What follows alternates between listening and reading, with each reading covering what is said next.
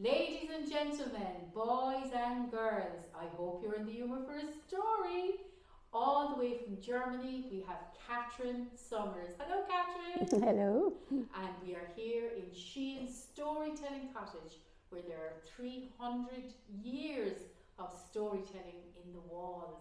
And now, Katrin, you're going to tell us a story all the way from Germany. I will. And it's really fitting in this building here. It's a wonderful storytelling house. Thank you very much for that. So I want to share a story that is Germanic, and I think you've all heard about Thor and Odin and these people. But I want to tell you about a lady. Her name is Freya. Maybe you've heard her name as well. And Freya was, of course, beautiful because all the stories are about beautiful women.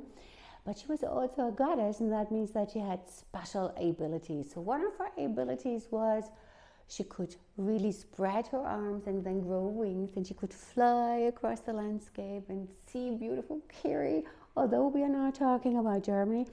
And there she was also sometimes crying because she was so moved by everything that she saw that she was spilling tears.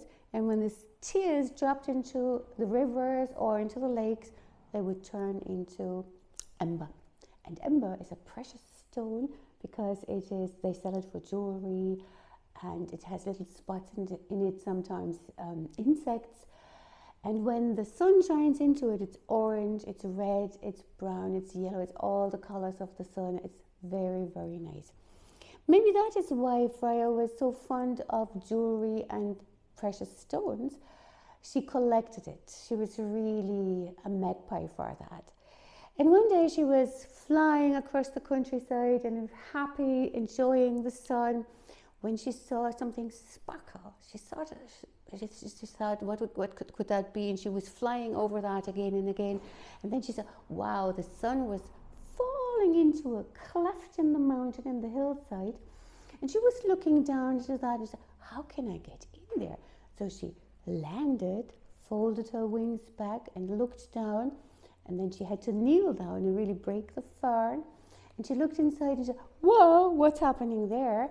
Because she had heard some noise before that, a loud noise. And she saw 7 little men in there. They were gnomes working on gold and other stuff. She said, oh my God, look at that.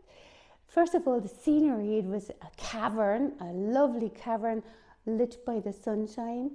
And when she moved her eyes, she saw where the glitter had come from, and that was a necklace that had not been quite finished, but it was golden with a lot of precious stones like garnets and also amber, she thought, but she was not so sure.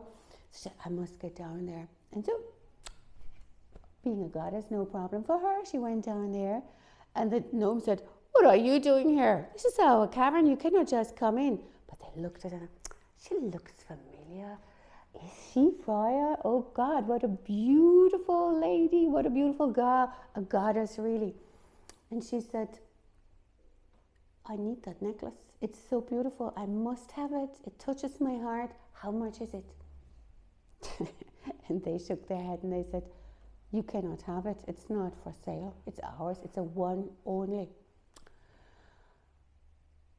And she sighed so hard. She said, do you know, I've never seen anything like that. And I've been collecting jewelry all my life. And you know, I've lived a long life, but this is so special.